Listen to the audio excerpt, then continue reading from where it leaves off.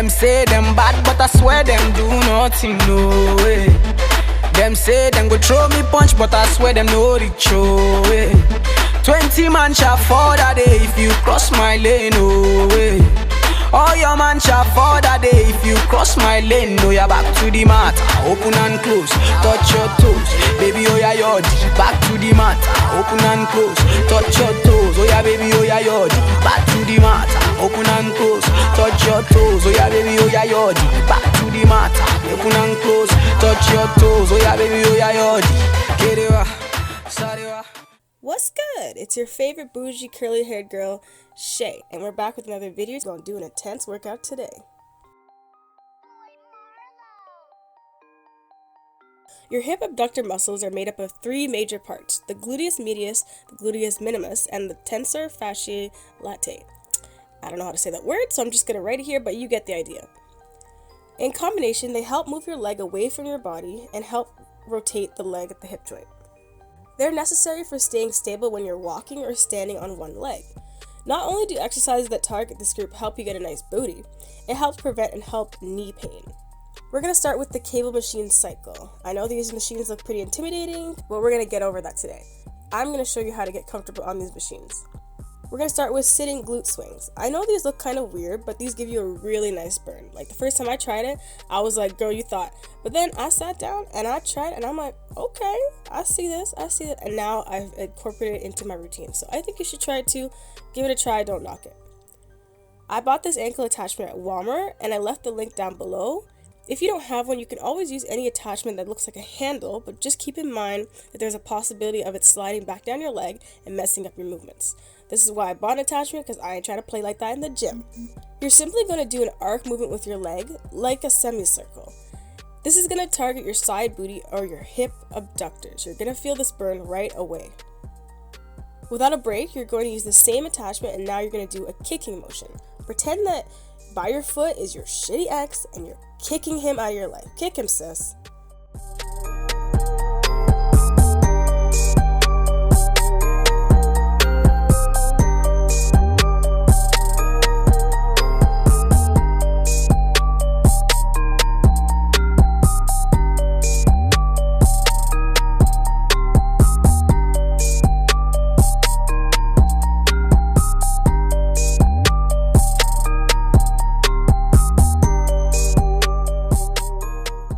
This is similar to a glute kickback, but to add a little variation, you're going to work your abductors mainly. The abductor you want to work on should be facing away from the machine. With a slight bend in the knee, you're going to lean forward and kick your leg out to the side. This movement might feel a bit awkward at first, but hold onto the machine to balance yourself.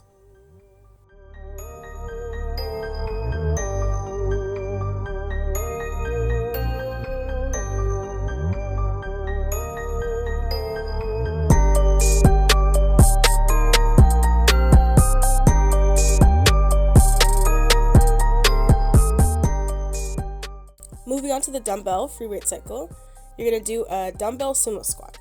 So you'd be surprised how heavy you can go with this exercise, so push yourself. I usually use a 30-pound weight or heavier, but for the sake of the video and my knees, I just use a lighter weight. This is similar to a sumo deadlift movement. So with your feet a little more than shoulder width apart, you're going to point your feet outwards and squat down. You're going to hold the weight diagonally and with both hands. You're going to squat down, hold it for a second, squeeze your glutes, and then come back up slowly. Make sure your knees don't pass your toes just to avoid injury. Honestly, the first time I saw this exercise, I said, this ain't gonna work nothing. But you know what? It did. So girl, I'm telling you, don't dog it, just try it.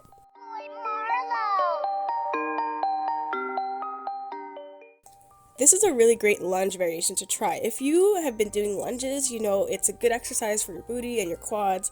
But here's something to spice it up a bit, you know? You're going to get into a lunge position. Your legs should be bent in about a 90-degree angle, and you're going to reverse grip the preloaded weight in between your legs. So you're pretty much going to put the weight on the floor, step over it, have your knees in the position of a lunge, and then you're going to reverse grip the weight. You're going to stay in that same lunge position, and you're going to keep your front leg straight. You're going to follow your hamstrings with the weight. Think of it as if you want to follow your leg without actually touching your leg. When you reach your heels, you're going to hold and you're going to feel that stretch, okay? This should feel amazing on your hamstrings. You can even add a pulse at the bottom.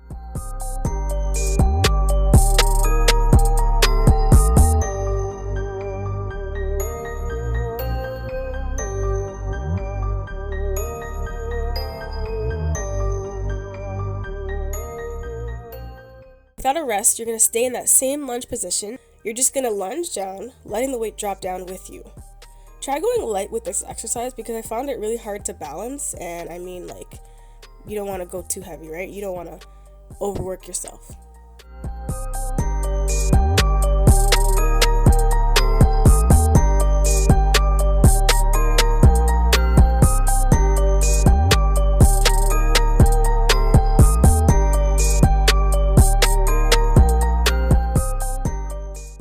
Here's another hamstring stretch exercise. You're going to need a bench for this one. One knee should be on the bench and the other leg should be having a slight bend and flat on the ground. On the leg that's planted flat on the ground, you're going to hold a dumbbell in your hand and follow that leg until you feel a slight stretch in your hamstrings. If you have really long legs like me, on all legs, and you have trouble feeling it, you're going to put a plate under your foot just to give you a little bit more leverage. Don't actually fully stand on the plate, just have just your toes. That way you give your hamstring a little extra stretch. If you're fully standing on the plate, this defeats the purpose. You want to just have your toes resting on the plate. That way your hamstrings are already in tension and that stretch is going to be burning.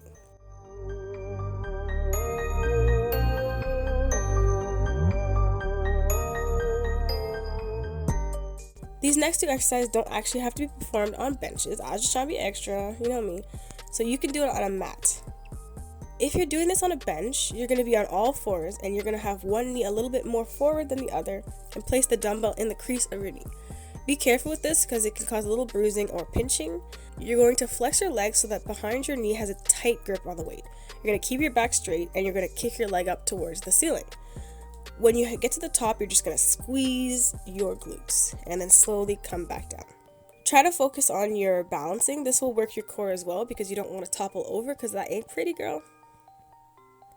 You're going to look like a hot mess up in this gym.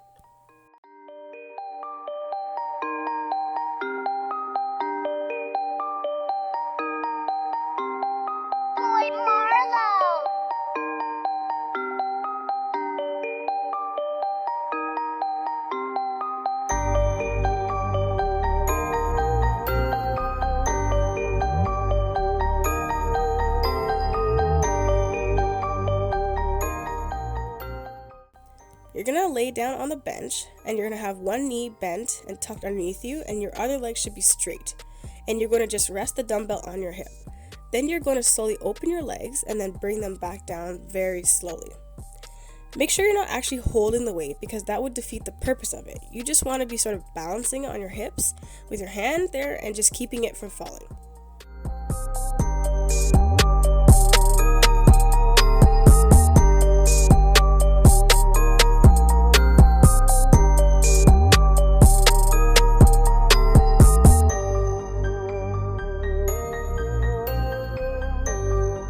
If you enjoyed this video and you thought it was entertaining, I would like you to hit that subscribe button, hit that like button, leave me a comment, talk to me. I want to hear from you.